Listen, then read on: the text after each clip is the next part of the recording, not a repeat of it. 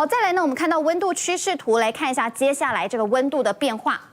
好，所以昨天的时候，其实全台各地都还是有来到28度以上的高温，但是今天因为降雨量是稍微比较多的，所以可以看到北部还有中部地区的高温其实都是有稍微的往下掉个几度，主要就是因为今天开始下雨了，但是明天开始因为降雨又趋缓了，所以可以看到高温的部分呢又全部都回到了30度以上。那么到了礼拜六的时候又要下雨了，所以我们的温度又会下滑一些。那礼拜一的时候，北部的降雨趋缓，高温又会再慢慢的往回攀升，所以就提醒大家，接下来这一整个礼拜都是如此。只要下雨的时候，高温的部分就会稍微往下掉个几度，但是没有下雨的时候，又会回到闷热的天气形态。